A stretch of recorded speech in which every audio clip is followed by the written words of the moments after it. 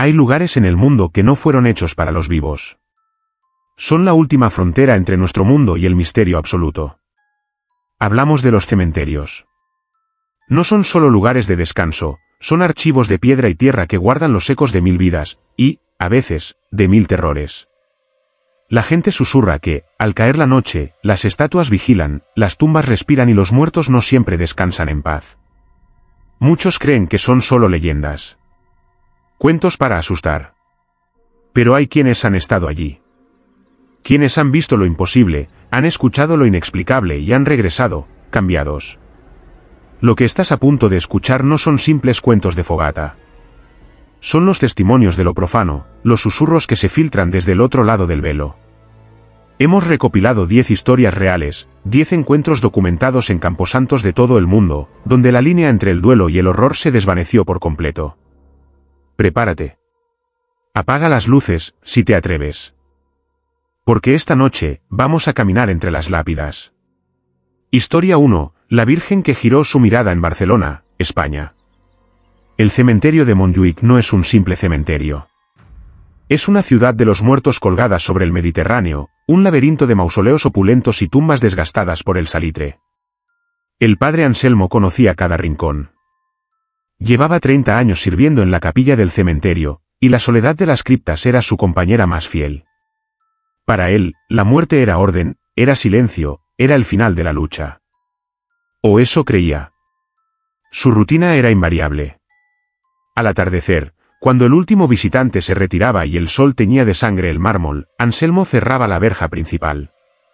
Luego, hacía una última ronda por los pasillos principales antes de retirarse a la pequeña sacristía. Su camino siempre lo llevaba frente a la capilla de los marineros caídos, custodiada por una estatua de la Virgen Dolorosa. Era una pieza impresionante, tallada en mármol de Carrara a finales del siglo XIX.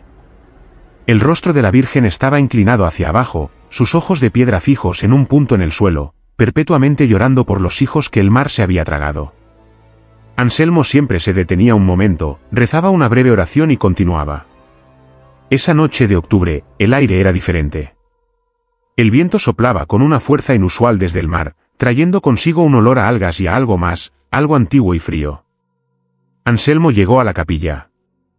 La luz de su linterna barrió la fachada. Se detuvo. Algo estaba mal. La sensación fue instantánea, como un golpe de hielo en la nuca. Sintió que lo observaban. No con la curiosidad de un animal nocturno, sino con una intensidad fría y deliberada. Levantó la linterna hacia la estatua. La Virgen Dolorosa lo estaba mirando. Anselmo parpadeó, seguro de que era un truco de la sombra, una fatiga de sus viejos ojos. La linterna tembló en su mano. La estatua, que durante un siglo había mantenido su mirada humilde y baja, ahora tenía el rostro ligeramente alzado. Sus ojos, tallados en el mármol sin vida, estaban fijos directamente en los suyos. El padre sintió que el aire abandonaba sus pulmones. No era una ilusión. La postura de la cabeza había cambiado. Era sutil, quizás solo unos pocos grados, pero innegable. La expresión ya no era de dolor, era de acusación. En el nombre del padre, susurró, pero su voz se quebró. Retrocedió un paso. La estatua no se movió más. Permaneció fija, mirándolo. La luz de la luna llena se filtró entre las nubes, iluminando el rostro pálido de la piedra. Parecía que las cuencas de los ojos se oscurecían, volviéndose más profundas, como si la piedra misma estuviera absorbiendo la luz. Anselmo, un hombre que había consolado a cientos en su lecho de muerte, que había enfrentado el dolor y la tragedia con fe inquebrantable, sintió por primera vez en su vida el verdadero terror. No era el miedo a la violencia física, sino el miedo a lo imposible, a la fractura de la realidad. Se obligó a mantener la mirada. ¿Qué quieres?, preguntó al vacío, su voz apenas un murmullo. El viento aulló, pero la estatua permaneció inmóvil, con su nueva y terrible mirada. Anselmo no pudo soportarlo más. Dio media vuelta y caminó, luego trotó, y finalmente corrió hacia la sacristía, cerrando la puerta con un golpe sordo y atrancándola por dentro. Pasó la noche en vela, rezando el rosario una y otra vez, sus manos temblando tanto que apenas podía sostener las cuentas. Cada crujido del viejo edificio le hacía saltar. Esperaba escuchar el sonido de pasos de piedra arrastrándose por el pasillo. Al amanecer, agotado pero decidido a enfrentar lo que había visto, salió de la sacristía. El sol de la mañana bañaba el cementerio con una luz clara y limpia. El terror de la noche parecía un sueño febril. Llegó a la capilla de los marineros caídos. Su corazón latía con fuerza. Levantó la vista. La Virgen Dolorosa tenía la mirada baja, fija en el suelo, exactamente como había estado durante 100 años. Anselmo se acercó, temblando. Tocó la base de piedra. Estaba fría, sólida. Inspeccionó el cuello, buscando marcas, fisuras, cualquier señal de movimiento. No había nada. Era perfecta, inmóvil. ¿Lo había imaginado? ¿Había sido el estrés, el viento, la luz de la luna? Casi se convenció a sí mismo. Casi. Pero mientras se daba la vuelta para irse, notó algo en el suelo, justo donde la mirada de la estatua se habría fijado la noche anterior. Donde él había estado parado. En el polvo acumulado sobre las baldosas, había 2 huellas. No eran de sus zapatos. Eran pequeñas, delicadas, como las de pies descalzos. Y estaban llenas de agua salada, como si alguien hubiera salido del mar y se hubiera detenido allí, para luego desaparecer. El padre Anselmo solicitó su traslado a una parroquia de la ciudad al día siguiente. Nunca volvió a pisar el cementerio de Montjuic después del anochecer. Si esta historia te ha perturbado y quieres descubrir más secretos que ocultan los cementerios, suscríbete al canal ahora mismo. Y si sentiste el frío de esa mirada de piedra, deja tu like. Historia 2. La cripta que respiraba en Yucatán, México. En las profundidades de la península de Yucatán, lejos de las rutas turísticas de Cancún, existe un pequeño pueblo llamado Xlapac. Es un lugar donde el español se mezcla con la lengua maya, y donde las antiguas creencias nunca murieron, simplemente se escondieron detrás de los santos católicos. El cementerio del pueblo es un lugar extraño. Construido sobre terreno calcáreo, muchas de las tumbas no están bajo tierra, sino en criptas y mausoleos de piedra blanqueada por el sol implacable. Entre ellas, había una que siempre causaba inquietud, la cripta de la familia Hinojosa, una antigua estirpe de hacendados enequeneros cuya fortuna se había desvanecido, pero cuyo orgullo permanecía en esa tumba descomunal. Los lugareños la llamaban el respiradero. La leyenda era antigua, pero los testimonios eran recientes. La gente que visitaba a sus difuntos en el atardecer, cuando el calor sofocante del día comenzaba a ceder, afirmaba escucharla. La cripta respiraba. No era el viento filtrándose por las grietas. Era un sonido rítmico, profundo y húmedo. Un sonido que imitaba perfectamente la inhalación lenta y profunda de unos pulmones enfermos, seguido de una exhalación larga y sibilante. Don Eladio, el sepulturero del pueblo durante 40 años, lo había escuchado más veces de las que podía contar. Es la tierra, decía a los visitantes nerviosos. El agua subterránea, los cenotes que corren por debajo. Crean corrientes de aire. Pero cuando estaba solo, se santiguaba 3 veces al pasar frente a la cripta Hinojosa y nunca le daba la espalda. El terror se intensificó cuando un grupo de jóvenes del pueblo, armados de valor líquido y la estupidez de la juventud, decidieron grabar el sonido. Una noche, saltaron la valla del cementerio con un grabador de audio. Se acercaron a la cripta. El aire estaba pesado y quieto. No había brisa.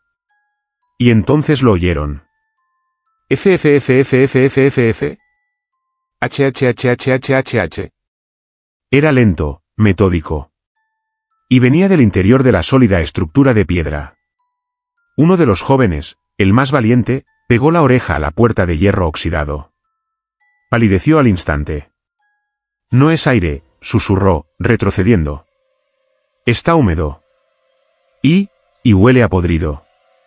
Como pescado viejo y pulmones enfermos. De repente, la respiración se detuvo. El silencio que siguió fue peor que el sonido. Los jóvenes se quedaron paralizados. Entonces, desde dentro de la cripta, se escuchó un golpe sordo, como si algo pesado y blando hubiera chocado contra la puerta de hierro. Huyeron despavoridos, dejando atrás el grabador. Al día siguiente, don Eladio encontró el dispositivo en el suelo. La curiosidad pudo más que el miedo. Lo llevó a su cobertizo y apretó play. Al principio, solo se oía el viento y las risas nerviosas de los muchachos. Luego, claro como el agua, el sonido, FFFFFFFF. HHHHHH. Eladio sintió un escalofrío. Pero lo que vino después heló su sangre. Tras el golpe sordo que los chicos describieron, la grabación captó algo más. Una voz. No era humana. Era un susurro gutural, profundo, que parecía vibrar con la misma piedra.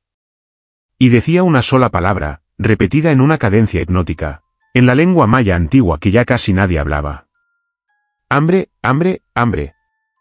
Eladio borró la cinta y destruyó el grabador.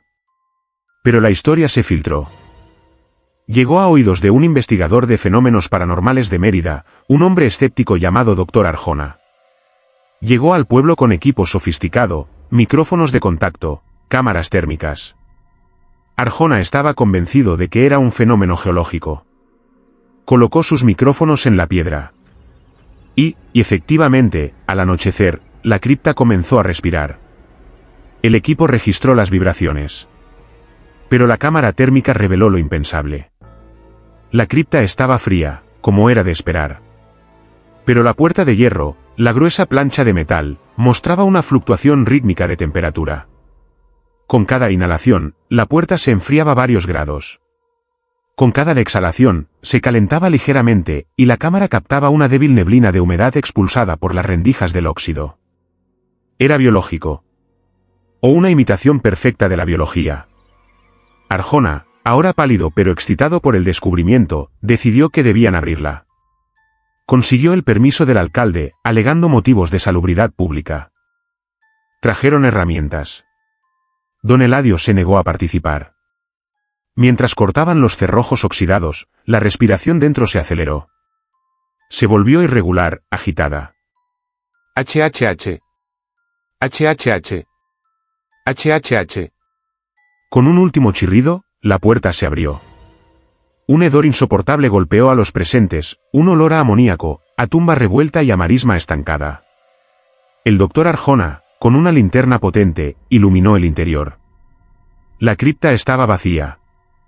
No había ataúdes, ni huesos, ni restos. Solo paredes desnudas cubiertas por una gruesa capa de moho negro y vibrante. El moho parecía moverse, pulsando lentamente al ritmo de la respiración que ahora se había detenido. En el centro del suelo, había un agujero oscuro, un pozo que descendía a las entrañas de la tierra, a los cenotes subterráneos. Mientras Arjona se asomaba al borde, un último suspiro surgió del agujero. Una bocanada de aire viciado que apagó su linterna y trajo consigo, de nuevo, esa palabra gutural que resonó en la cabeza de todos los presentes. ¿Hambre? Cerraron la cripta. La sellaron con cemento esa misma noche. Pero los lugareños dicen que el cemento no durará. Porque la tierra bajo Yucatán está hueca. Y lo que sea que despierte allí abajo, eventualmente, necesitará volver a respirar. ¿Puedes oírlo?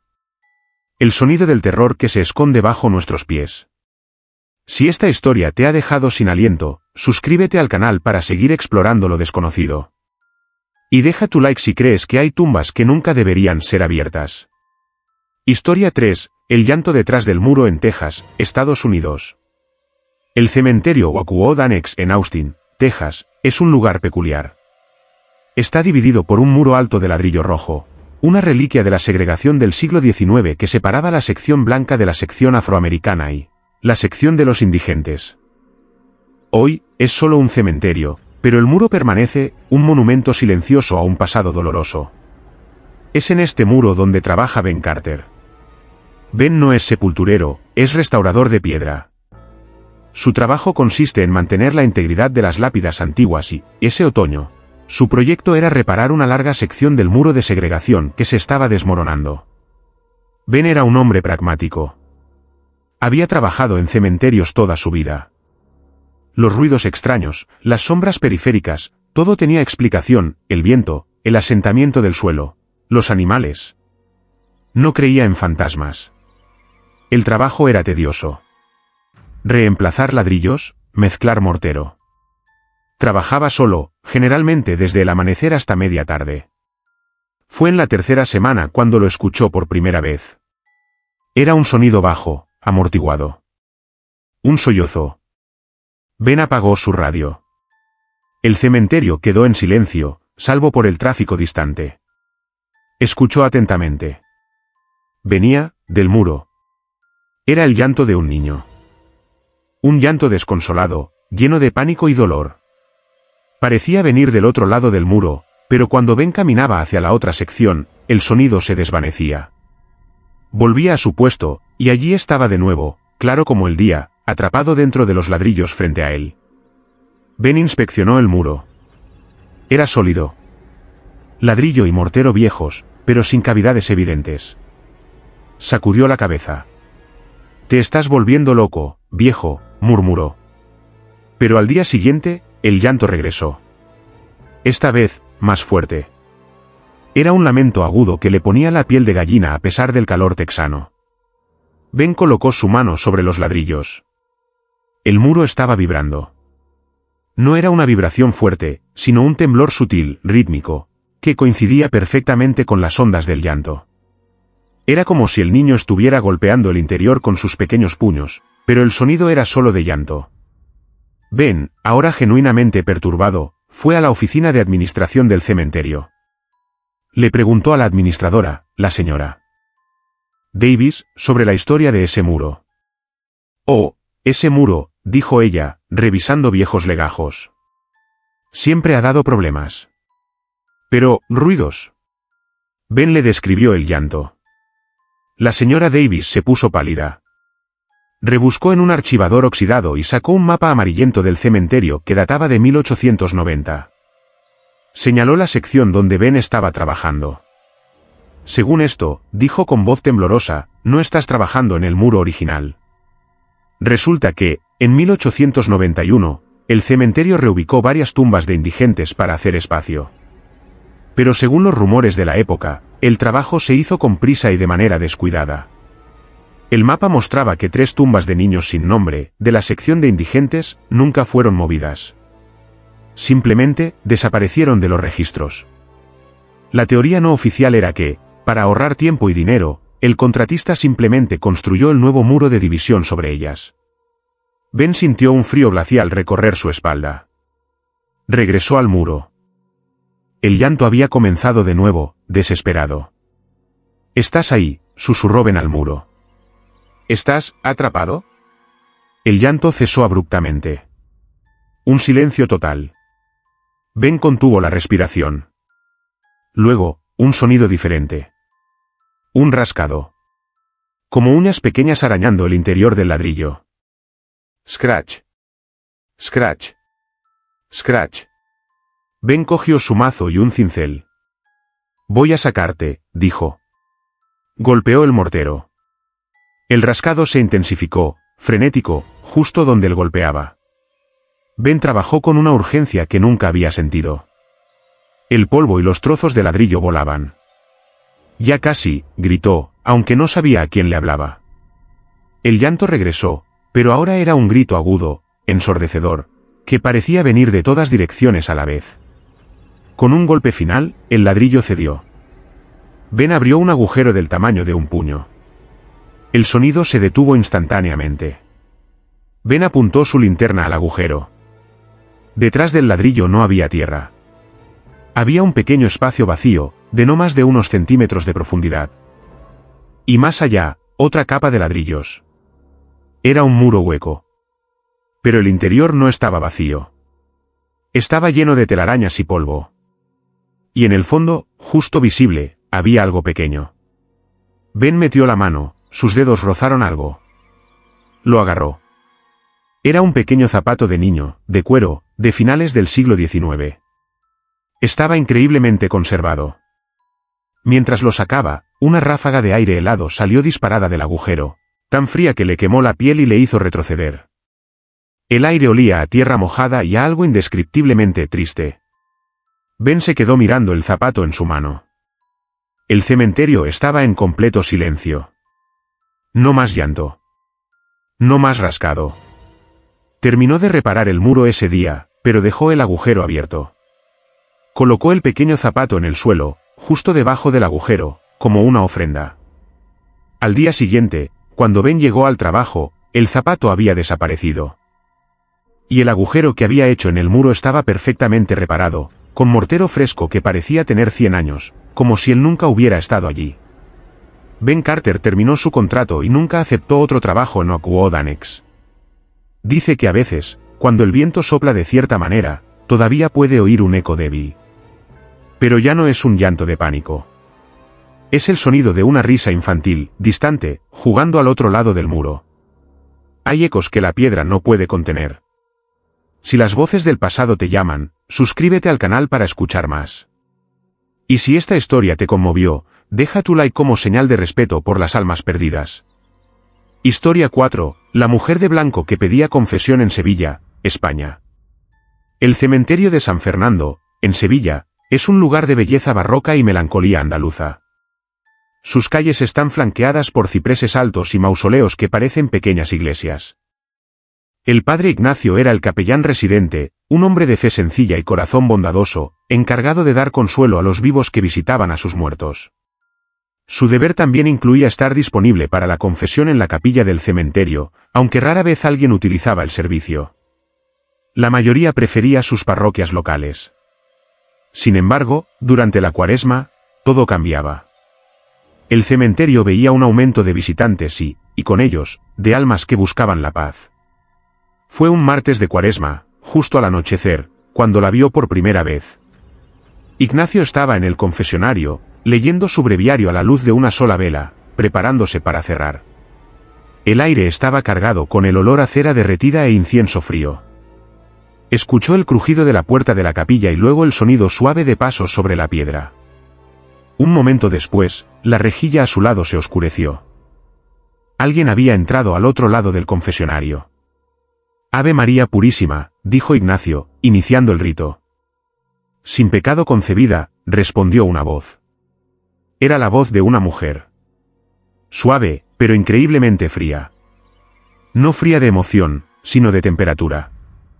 Cada palabra parecía bajar varios grados el aire del pequeño cubículo. Bendígame, Padre, porque he pecado, continuó la voz. Ha pasado mucho tiempo desde mi última confesión. ¿Cuánto tiempo, hija mía?, preguntó Ignacio amablemente. Hubo una larga pausa. El único sonido era el crepitar de la vela. No lo recuerdo, susurró ella. Décadas. Quizás un siglo. Ignacio frunció el ceño, asumiendo que era una metáfora, una expresión de lo mucho que se había alejado de la fe. Dios es paciente. ¿Cuáles son tus pecados? La mujer comenzó a hablar. Y lo que confesó heló la sangre del sacerdote. No confesó mentiras piadosas, ni envidia, ni orgullo. Confesó pecados oscuros, pecados de la Sevilla del siglo XIX. Habló de veneno en una copa de Jerez. Habló de cartas robadas y de una fortuna familiar desviada. Habló de un amante joven, un torero, al que llevó a la ruina. Y habló de su propio final, un frasco de láudano tomado en soledad, un suicidio. Ignacio estaba paralizado. La mujer hablaba con un detalle tan vívido, con nombres y lugares de una Sevilla que ya no existía, que no podía ser una invención. Hija mía, dijo Ignacio, su voz temblando ligeramente. Estos son pecados graves, pero si te arrepientes de corazón, Dios, en su infinita misericordia. No busco misericordia, lo interrumpió ella, su voz perdiendo la suavidad y ganando un filo agudo. Busco justicia. ¿Justicia? ¿Qué quieres decir? Él me mintió, padre. El torero. Me prometió amor eterno, pero solo quería mi nombre. El veneno no era para mi esposo. Era para él. Pero fallé. Ignacio sintió un pánico creciente. Esto no era una confesión, era una jactancia. Debes arrepentirte, comenzó él. No, dijo ella. Debes saber que lo sigo buscando. Debes saber que mi odio es más fuerte que su tumba. No puedo darte la absolución si no hay arrepentimiento, dijo Ignacio, su corazón latiendo con fuerza. Debes rezar por la paz de tu alma y la de él. Hubo un silencio terrible. Ignacio podía oír su propia respiración, entrecortada. Entonces, que así sea, susurró la voz fría. Ignacio escuchó un movimiento, el crujido de tela. Se asomó por el pequeño hueco de la rejilla. Lo que vio fue un destello de tela blanca, como un vestido de novia antiguo, pero manchado de tierra en el dobladillo. Y el olor. De repente, el confesionario se llenó de un olor abrumador a lirios podridos y tierra húmeda. Escuchó sus pasos alejándose. Ignacio salió del confesionario, temblando. La capilla estaba vacía. Corrió hacia la puerta. El cementerio estaba bañado por la luna, silencioso. No había nadie. La noche siguiente, ella regresó. Misma hora. Misma voz fría. Misma confesión, palabra por palabra. Hija, ya te he dicho, dijo Ignacio, esta vez con más firmeza. Él debe saber que lo busco, repitió ella. Y antes de que Ignacio pudiera decir la fórmula de la absolución, ella se iba. El olor a lirios podridos permanecía durante horas. Esto continuó durante toda la Cuaresma. Cada martes y cada viernes. Ignacio estaba al borde de un colapso nervioso. Investigó en los archivos del cementerio. Encontró la tumba de una mujer, doña Elvira de Guzmán, fallecida en 1888. La causa de la muerte, melancolía, un eufemismo común para el suicidio. Estaba enterrada en la sección no consagrada. Y a pocos metros, en la sección principal, estaba la tumba de un famoso torero de la época, muerto de fiebre tifoidea ese mismo año. Sus nombres coincidían con la confesión. La última noche de Cuaresma, el Viernes Santo, Ignacio la esperó. Ella llegó. Bendígame, Padre, porque he pecado. Comenzó la letanía de veneno y traición. Pero esta vez, Ignacio la interrumpió. Doña Elvira, dijo en voz alta. Un silencio absoluto cayó sobre el confesionario. Su búsqueda ha terminado, dijo Ignacio, cerrando los ojos y rezando. En el nombre de Jesucristo, te ordeno que descanses. Él ya ha sido juzgado por Dios. ¿Y tú también? No hubo respuesta. Yo te absuelvo de tus pecados, dijo Ignacio con toda la autoridad que pudo reunir, aunque ella no había mostrado arrepentimiento. Te absuelvo del odio. Ve en paz. Se escuchó un sonido que no era humano. Fue un suspiro, pero sonó como el derrumbe de un edificio lejano, como el crujido de huesos secos convirtiéndose en polvo. Un viento gélido barrió la capilla, apagando la vela y sumiendo a Ignacio en la oscuridad total. El olor a lirios podridos fue tan intenso que le hizo vomitar. Cuando encendió un fósforo, estaba solo. Nunca más volvió a escuchar la confesión de la mujer de blanco. Pero los guardias del cementerio dicen que, en las noches de Cuaresma, a veces ven una figura pálida vagando entre las tumbas del torero y la de doña Elvira, como si aún estuviera atrapada entre el perdón que recibió y el odio que nunca quiso soltar. Algunas almas no buscan el cielo, solo buscan venganza. Si te atreves a escuchar más confesiones desde la tumba, suscríbete al canal. Y deja tu like si crees que algunos pecados nunca mueren. Historia 5, el campanario que sonaba solo en San Luis Potosí, México. En el corazón del desierto de San Luis Potosí, se encuentra el Panteón del Saucito. Es uno de los más antiguos y grandes de México, un lugar donde las leyendas crecen tan rápido como las malas hierbas entre las tumbas. Pero ninguna leyenda es tan persistente como la del campanario de la capilla. La capilla es una estructura pequeña y desgastada por el tiempo, y su campanario alberga una sola campana de bronce, pesada y verde por el paso de las décadas. La campana tiene un nombre, la Dolorosa. El problema es que la Dolorosa no debería sonar. La cuerda, el badajo, fue retirada en 1953 después de que un terremoto dañara la estructura del campanario, volviéndolo inseguro. La puerta de acceso a la torre fue tapiada con ladrillos. No hay forma humana de subir y hacerla sonar. Y sin embargo, en las noches de tormenta, suena. No es el sonido claro y resonante de una campana de iglesia llamando a misa. Es un tañido sordo, agónico. Un solo golpe, clan. Los veladores, guardias nocturnos, del panteón son los principales testigos. Hombres curtidos, acostumbrados a la soledad y a los ruidos del cementerio, pero ese sonido los aterra. Javier era nuevo en el trabajo. Era escéptico, un hombre joven de la ciudad que necesitaba el dinero. Sus compañeros más viejos le advirtieron.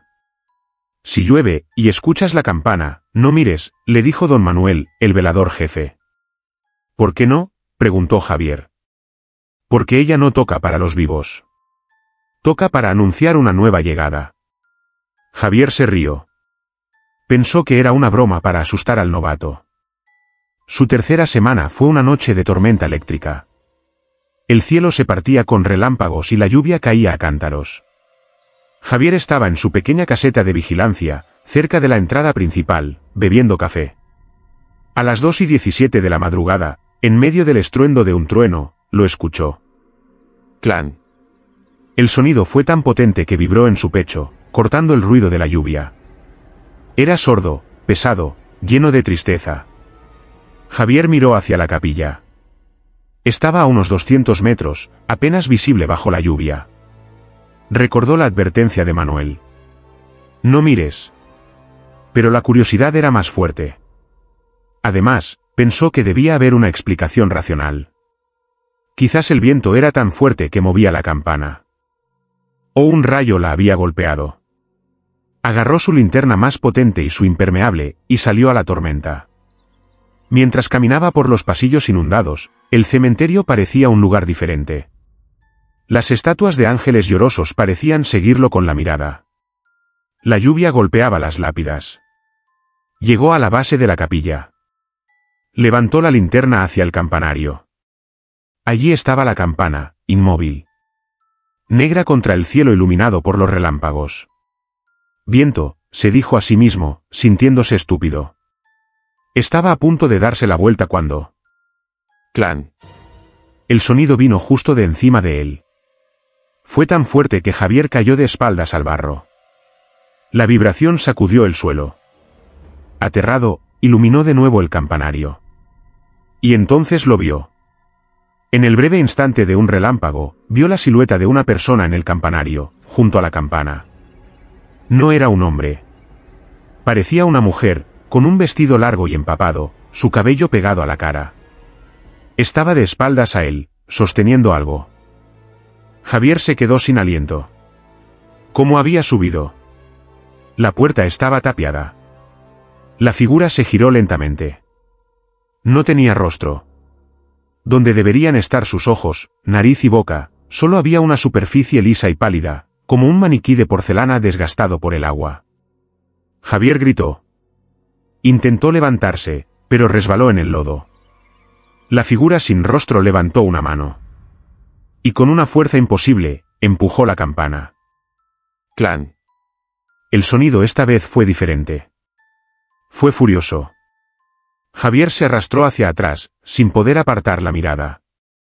La figura lo observaba desde la altura. ¡Clan!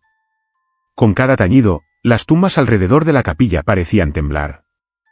Javier juró que vio cómo la tapa de un mausoleo cercano se deslizaba unos centímetros. Se puso en pie y corrió. Corrió sin mirar atrás, resbalando en las lápidas, sin importarle nada más que alejarse de ese sonido. Llegó a la caseta, cerró la puerta de golpe y se acurrucó en un rincón, cubriéndose los oídos. Pero el sonido de la campana penetraba las paredes, su corazón, su alma. ¡Clan! ¡Clan! ¡Clan! Sonó 9 veces. Y luego, silencio. Solo la lluvia. Javier no salió hasta el amanecer. Cuando don Manuel llegó para el cambio de turno, encontró a Javier pálido, temblando, con la mirada perdida. «¿La escuchaste, verdad?», preguntó Manuel suavemente. Javier solo asintió. «¿Y la viste?», insistió Manuel. Javier levantó la mirada, con los ojos llenos de terror. Manuel suspiró. «Es la Llorona del campanario. La leyenda dice que era una mujer que perdió a su hijo y se ahorcó en esa torre, hace más de 100 años. La bajaron, pero su alma nunca se fue. La cuerda del badajo la quitaron no por el terremoto, sino porque ella la usaba». «¿Por qué toca?», susurró Javier. «Dicen que cada vez que un alma nueva llega al panteón sin confesar, ella toca para guiarla. Para que no se pierdan». «Pero yo creo algo más», dijo Manuel, mirando hacia la capilla distante. «Creo que toca para advertirnos a nosotros. Para decirnos que esa noche, los muertos no están durmiendo». Javier renunció esa misma mañana. Pero la historia no termina ahí. A la mañana siguiente, los trabajadores del panteón encontraron algo extraño. En la entrada de la capilla, que había estado cerrada, había un rastro de huellas de barro. Huellas descalzas que salían de la capilla y se dirigían hacia la tumba más nueva del cementerio, la de un hombre enterrado el día anterior. Las huellas se detenían justo frente a la lápida. Y en el barro, junto a ellas, había una sola marca, la de una cuerda gruesa, como si hubiera sido arrastrada y luego dejada caer, antes de desaparecer. Hay llamadas que es mejor no responder. Si te fascinan los misterios que resuenan en la noche, suscríbete al canal. Y deja tu like si el sonido de esa campana también resonó en tu interior. Historia 6. El niño que pedía agua en California, Estados Unidos. El cementerio de Evergreen, en el este de Los Ángeles, California, es un lugar vasto e histórico. Alberga a pioneros, a veteranos de guerra y a miles de ciudadanos anónimos. Pero en la sección más antigua, cerca de un grupo de pinos nudosos, hay una zona que los jardineros evitan después de las 4 de la tarde. La llaman el rincón sediento. El fenómeno siempre es el mismo. Comienza como un susurro en el viento seco de California. Una voz pequeña, débil, que parece surgir de la tierra misma. Tengo sed. Por favor. Agua. Es la voz de un niño. Los primeros informes datan de los años 50. Visitantes que dejaban flores oían la voz y buscaban frenéticamente a un niño perdido entre las lápidas. Nunca encontraban a nadie. El personal del cementerio intentó racionalizarlo. Acústica extraña, el viento en los pinos, radios de coches lejanos. Pero la voz era demasiado clara, demasiado directa y siempre pedía lo mismo, agua.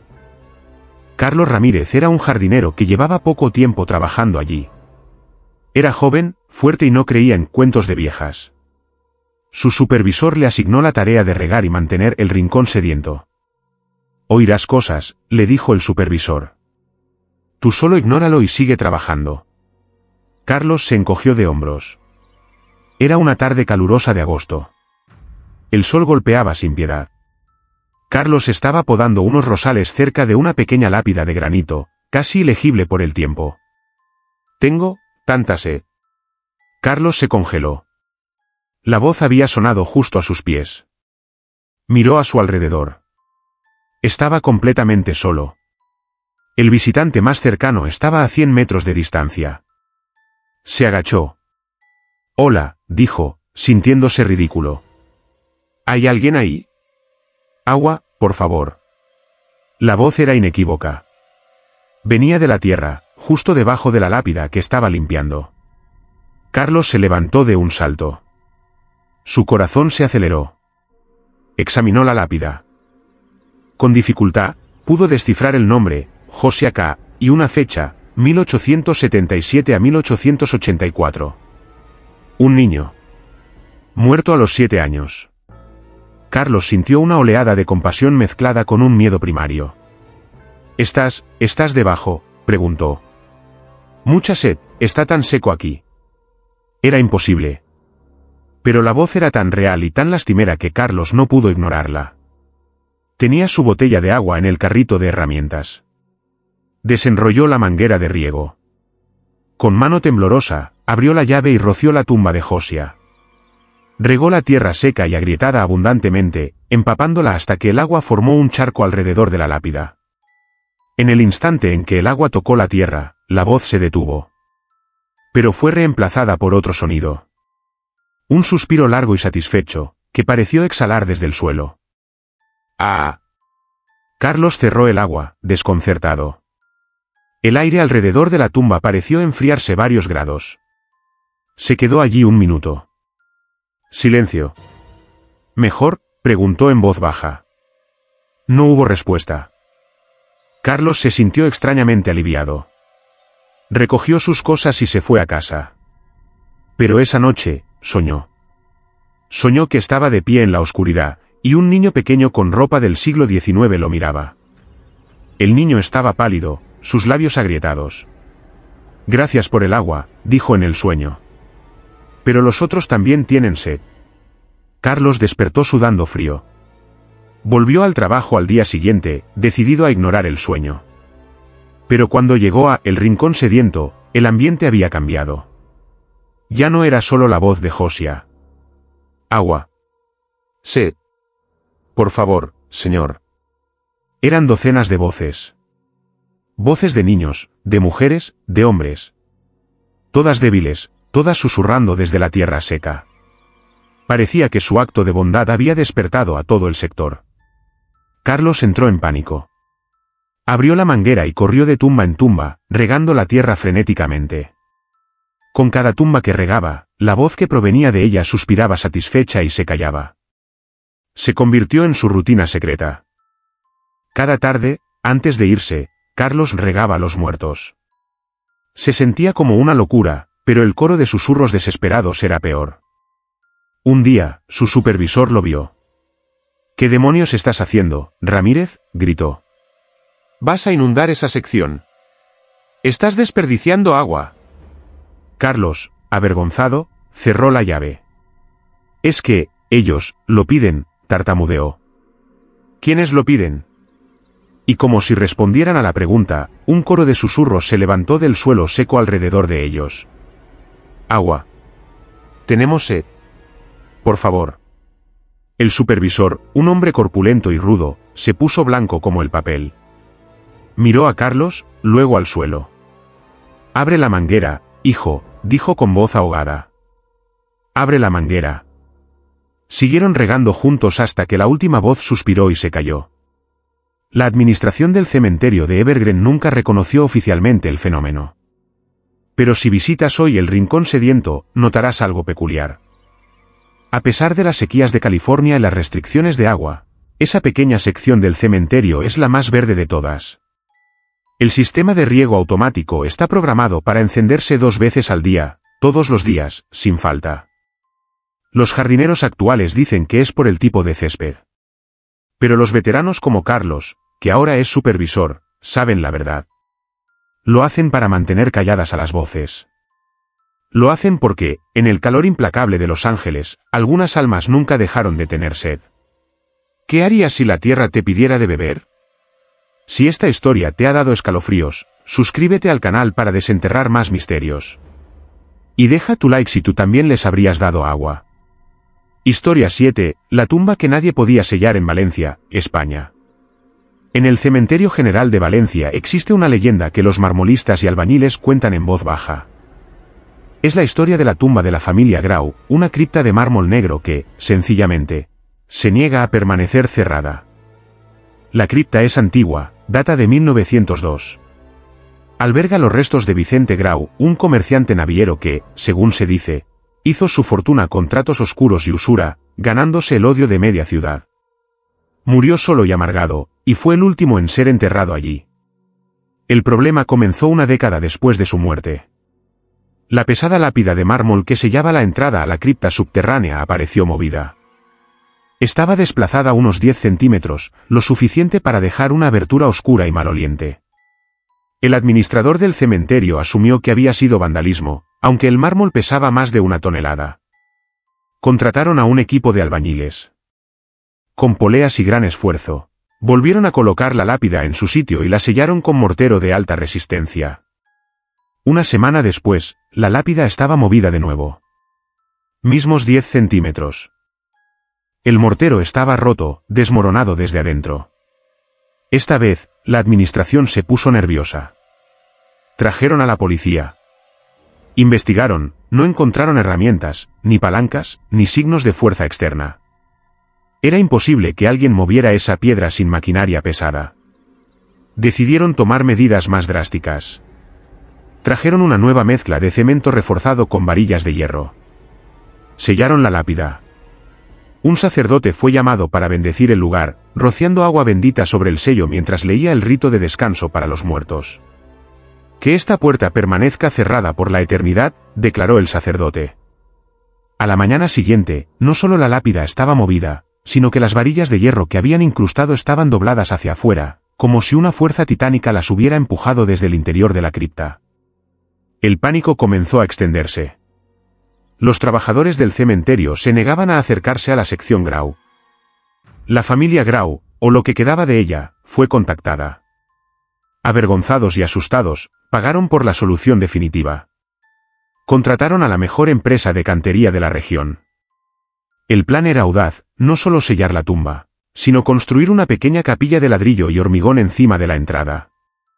Enterrar la entrada para siempre. El trabajo duró 3 días. Los albañiles trabajaban con miedo, apresurándose para terminar antes del anochecer. Colocaron la lápida, la sellaron con el cemento más fuerte disponible. Luego, construyeron muros sólidos y un techo de hormigón armado sobre ella. Crearon una estructura impenetrable. El capataz, un hombre llamado Miguel, colocó el último ladrillo y lo cubrió con cemento. «Que Dios nos perdone», murmuró. Esa noche, el guardia nocturno del cementerio vivió la peor noche de su vida. Se llamaba Tomás. Cerca de las 3 de la madrugada, escuchó un ruido proveniente de la sección Grau. No fue un golpe. Fue un sonido bajo, un crujido, como el de una casa asentándose, pero multiplicado por 1000. Asustado, se acercó con su perro, un pastor alemán entrenado. A medida que se acercaban, el perro comenzó a gemir y a tirar de la correa, intentando huir. Tomás vio la capilla recién construida. Y vio que se estaba moviendo. Los ladrillos temblaban. El cemento fresco se agrietaba ante sus ojos. Un polvo fino caía de las juntas. Desde el interior de la estructura impenetrable, se escuchó un golpe. ¡Bum! Un golpe sordo y poderoso, como un ariete golpeando desde abajo. El perro ladraba y aullaba frenéticamente. ¡Bum! Una grieta enorme apareció en el muro frontal de la capilla. El sonido era ensordecedor.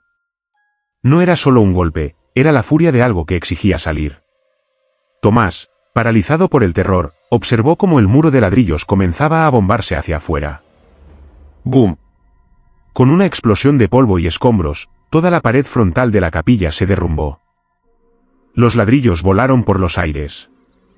En el silencio que siguió, Tomás iluminó con su linterna el interior de la capilla en ruinas. El suelo de hormigón armado que cubría la lápida, estaba destrozado. Roto en pedazos. Y la lápida de mármol de 1 tonelada estaba movida. Desplazada, como siempre, 10 centímetros. De la abertura oscura que quedaba, surgió una ráfaga de aire tan frío y fétido que Tomás cayó de rodillas, ahogándose. Olía a tumba, a azufre y a una ira antigua.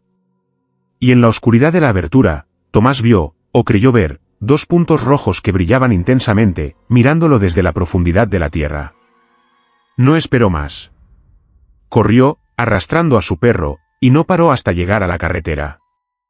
Al día siguiente, nadie supo qué hacer. La capilla destrozada era la prueba de que ninguna fuerza humana podía mantener esa tumba cerrada. La familia Grau se desentendió, la administración del cementerio estaba aterrada. Simplemente la dejaron así.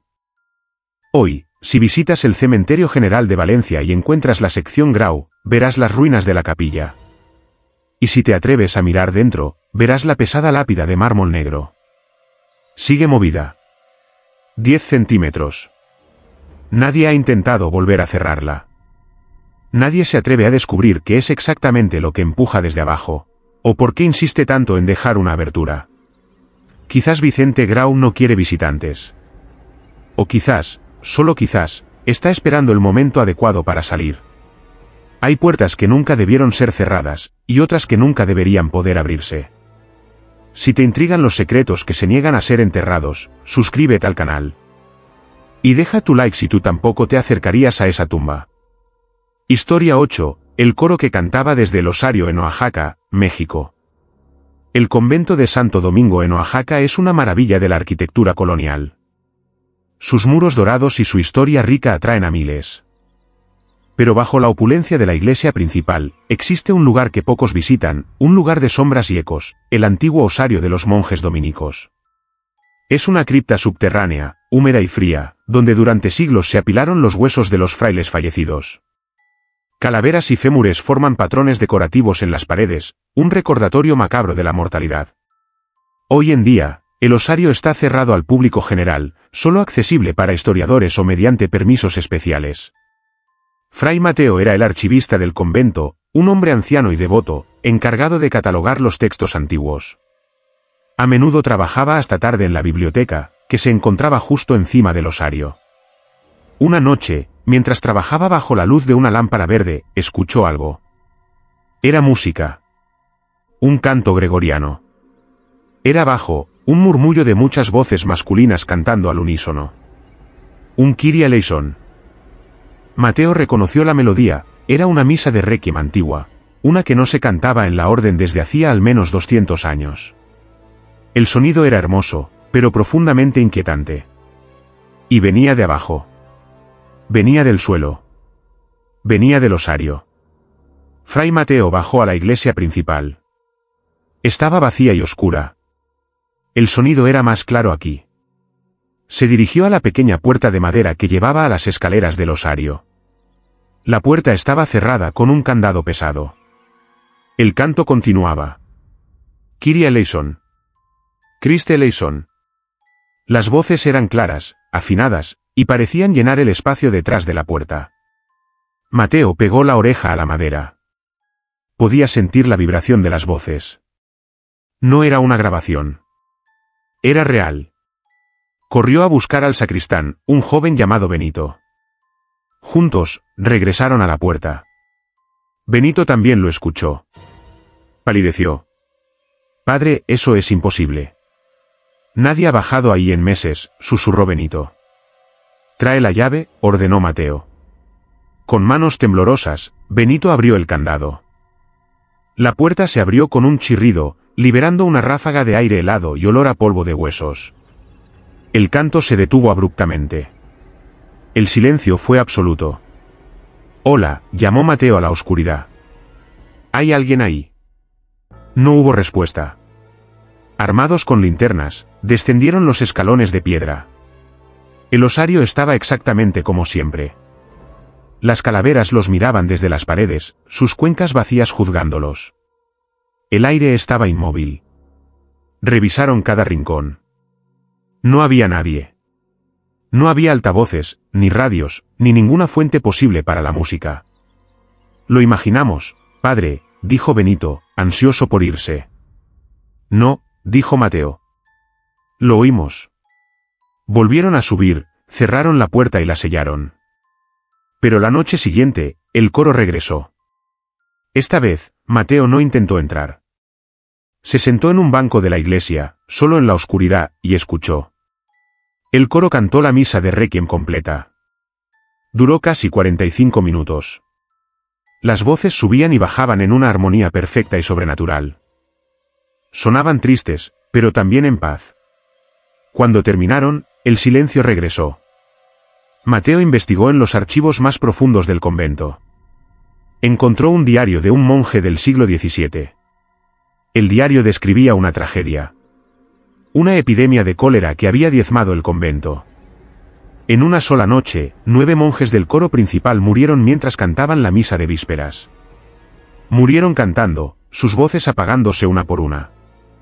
Fueron enterrados, o más bien apilados, en el osario, sin los ritos funerarios adecuados debido al miedo al contagio.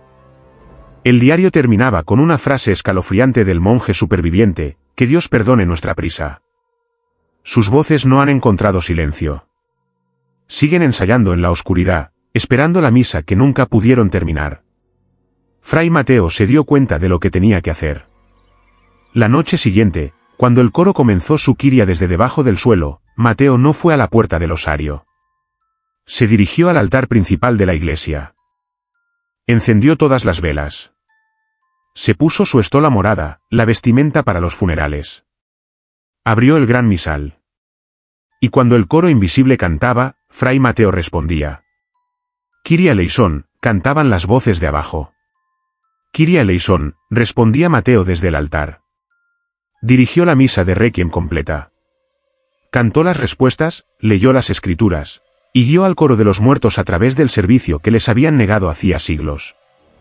Benito, el sacristán, que observaba escondido desde una puerta, dijo que fue la cosa más aterradora y hermosa que jamás había presenciado. La voz solitaria de Fray Mateo, resonando en la iglesia vacía, en perfecta armonía con un coro que no estaba allí. Cuando llegó el momento final, la absolución, Mateo levantó las manos hacia el suelo. Requiem aeternam dona eis, Domine, cantó. Dals el descanso eterno, Señor. El coro de abajo respondió una última vez, con una fuerza que hizo vibrar el suelo, et lux perpetua luceateis. Y que la luz perpetua brille para ellos. Y luego, un sonido final. No de canto, sino un suspiro colectivo, como el viento pasando por cientos de huesos.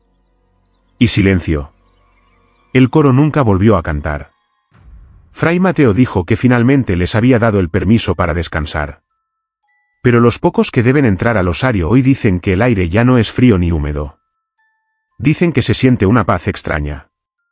Y a veces, si te quedas muy quieto, crees oír el eco de una nota final, una nota de gratitud, suspendida en el polvo del tiempo.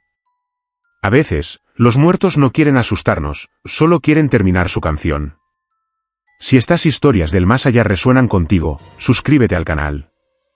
Y deja tu like si crees que la música puede cruzar el velo de la muerte. Historia 9, la mujer sin pies que caminaba entre cruces en Alabama, Estados Unidos. El cementerio de Old Cahawba, en el corazón de Alabama, no es un cementerio cualquiera. Es todo lo que queda de la primera capital del estado, Cahawba, una ciudad fantasma que fue abandonada después de inundaciones catastróficas y la guerra civil. Hoy, es un parque arqueológico. Calles vacías cubiertas de hierba serpentean entre ruinas, y en su centro, se encuentra el cementerio. Es un lugar conocido por sus orbes y voces, pero la aparición más infame es la de la Dama del Jardín de Esclavos. La historia la cuentan los guardaparques y los descendientes de los esclavos que vivieron y murieron allí. Hablan de una mujer que aparece al atardecer, flotando entre las tumbas desgastadas de la sección de esclavos. La llaman la mujer sin pies. El fenómeno es aterrador por su sutileza. No grita, no ataca. Simplemente, se mueve. ¿El doctor? Allen Grant, un historiador escéptico especializado en la época anterior a la guerra, estaba visitando Cahawba para investigar los registros de la ciudad. Estaba fascinado por el lugar y decidió quedarse hasta tarde, revisando el cementerio mientras el sol se ponía, tiñendo el musgo español de un rojo enfermizo. Estaba solo. O eso pensaba. Estaba tomando notas frente a una lápida rota cuando sintió un movimiento por el rabillo del ojo. A unos 30 metros de distancia, vio a una mujer. Llevaba un vestido oscuro, sencillo, de la era de 1850. Su cabello estaba recogido en un pañuelo. Estaba de espaldas a él, quieta, mirando una tumba sin nombre. Grant suspiró, molesto. El parque estaba cerrado. Probablemente era otra cazafantasmas que se había colado. Disculpe, llamó. El parque está cerrado. Tiene que irse. La mujer no se movió. Señora, insistió Grant, caminando hacia ella. La mujer comenzó a moverse. Pero no caminaba. Se deslizaba. Grant se detuvo. Estaba a unos 10 metros. La mujer se movía lentamente, en ángulo, alejándose de él. Su movimiento era suave, como si estuviera sobre ruedas invisibles. Su cuerpo no subía ni bajaba, como ocurre al caminar. Simplemente se deslizaba sobre la hierba alta y las raíces. Espera un minuto, dijo Grant, confundido. La mujer giró la cabeza. Su rostro era el de una joven afroamericana, pero estaba vacío de expresión. Sus ojos estaban fijos en algo que Grant no podía ver. Y entonces Grant bajó la mirada. El vestido de la mujer terminaba justo por encima del suelo. Debajo del dobladillo, donde deberían estar sus pies, no había nada. La base del vestido flotaba a unos 5 centímetros por encima de la hierba, el barro y las raíces. Se movía sin esfuerzo sobre el terreno irregular. Grant sintió que se le helaba la sangre. Esto no era un truco. La mujer flotó detrás de un gran mausoleo de ladrillo. Grant, con una mezcla de terror científico y curiosidad, la siguió. Rodeó el mausoleo. No había nadie. El área detrás del mausoleo era un callejón sin salida de vallas de hierro oxidadas. No había ningún lugar a donde ir. Simplemente se había desvanecido.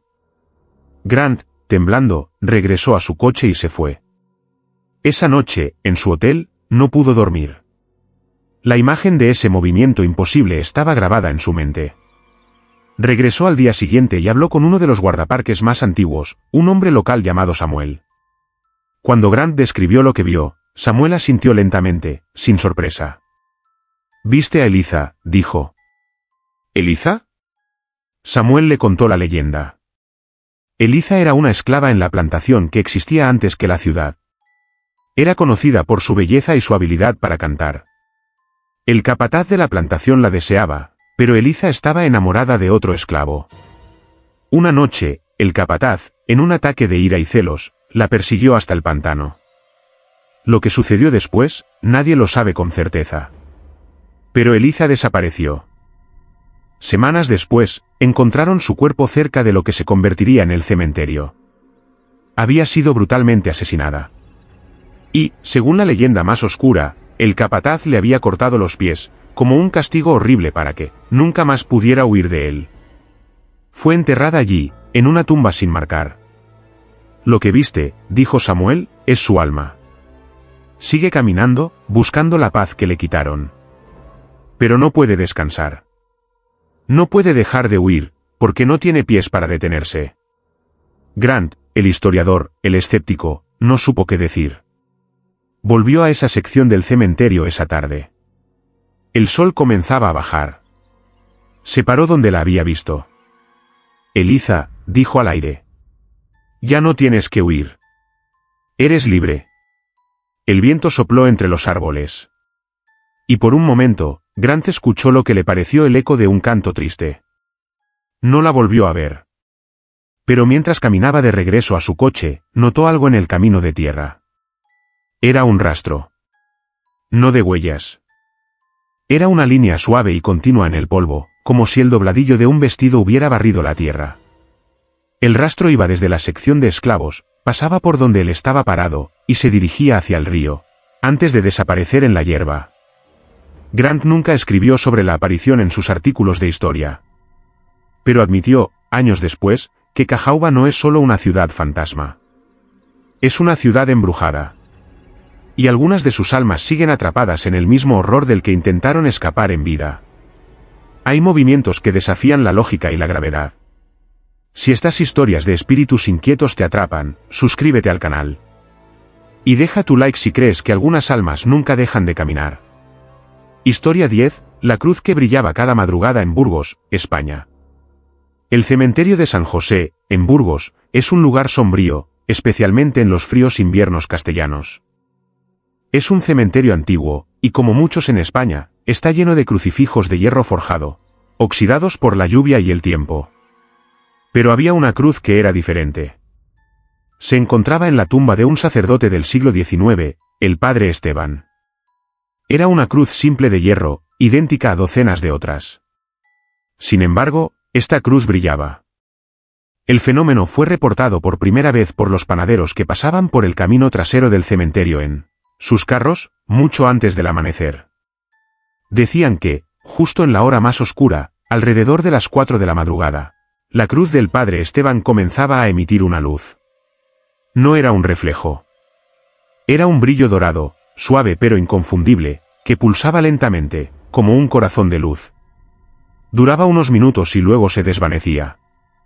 Los escépticos lo achacaron al rocío, a la escarcha reflejando la luna, a los faros de algún coche lejano, aunque en esa época eran raros. El padre Damián, el joven sacerdote de la parroquia cercana, estaba harto de los rumores. Lo consideraba superstición, una distracción pagana de la verdadera fe. Decidió que él mismo desmentiría el mito. Una noche fría de noviembre, Damián se armó con su abrigo más grueso, un termo de café y su rosario. Se escondió detrás de un gran mausoleo que le daba una vista perfecta de la tumba del padre Esteban. Las horas pasaron. Las 2 de la madrugada. Las 3 de la madrugada. El frío era intenso. Damián estaba tiritando, sus dientes castañeteaban. «Estupideces», murmuraba. «Superstición». Llegaron las 3:55 de la madrugada. El silencio del cementerio era total. Y entonces, comenzó. Fue sutil al principio. Un ligero cambio en la oscuridad que rodeaba la cruz de hierro. Damián entrecerró los ojos. El óxido oscuro de la cruz pareció derretirse. El metal comenzó a brillar. No era un reflejo. Era una luz que venía de dentro del hierro. Un brillo dorado pálido. Damián contuvo la respiración. La luz se intensificó, pulsando suavemente. Brillo, pausa, brillo, pausa. Iluminaba la lápida del padre Esteban y el suelo circundante con un halo sagrado. Era la luz más pacífica, y al mismo tiempo, la más aterradora que Damián había visto jamás. No era de este mundo. Damián, el escéptico, cayó de rodillas en la tierra helada. No por miedo, sino por asombro. Mientras observaba, hipnotizado, vio algo más. En el centro de la cruz brillante, donde el poste vertical y el horizontal se unían, una sustancia oscura comenzó a gotear. Era espesa, casi negra a la luz dorada. Goteaba lentamente, cayendo sobre la lápida. Gota, gota, gota. El brillo dorado iluminó el líquido en el suelo. Era sangre. Sangre fresca y oscura que humeaba ligeramente al contacto con la piedra fría. Damián sintió que el estómago se le revolvía. ¿Qué era esto? ¿Un milagro, o una profanación? La luz pulsó una vez más, brillantemente, y luego, tan rápido como comenzó, se desvaneció. La cruz volvió a ser una silueta oscura y oxidada en la noche. Damián se quedó paralizado durante un minuto antes de atreverse a moverse. Se acercó a la tumba, con su linterna temblando. Apuntó el haz de luz a la base de la cruz. No había nada. Ni sangre, ni humedad. La lápida estaba seca, cubierta solo por la escarcha de la mañana. Era como si el fenómeno nunca hubiera ocurrido. Damián estaba confundido. ¿Lo había imaginado? ¿El frío le había jugado una mala pasada? Regresó al mausoleo donde se había escondido. Y allí, en el suelo donde se había arrodillado, encontró la prueba. Sus rodilleras estaban manchadas. Pero no de barro. Estaban húmedas y pegajosas con la misma sustancia oscura que había visto gotear de la cruz. Damián huyó del cementerio esa noche, llevando las manchas en sus pantalones como un estigma. Investigó la historia del padre Esteban. Descubrió que Esteban no era un sacerdote querido. Había sido un inquisidor, un hombre duro que había condenado a muchos en nombre de Dios. Murió gritando, en su cama, de una enfermedad que le hacía sudar sangre, según los textos de la época. El padre Damián nunca supo qué presenció esa noche. ¿Fue el milagro de un sacerdote arrepentido, cuya fe brillaba incluso después de la muerte? ¿O fue una maldición? El recuerdo de la sangre que derramó, goteando eternamente de la cruz que representaba, mientras su alma ardía con una luz fría, atrapada para siempre en el hierro y la culpa. Damián nunca volvió a ese cementerio de noche. Y aconsejó a sus feligreses que rezaran por el padre Esteban, pero que nunca, jamás, buscaran su luz.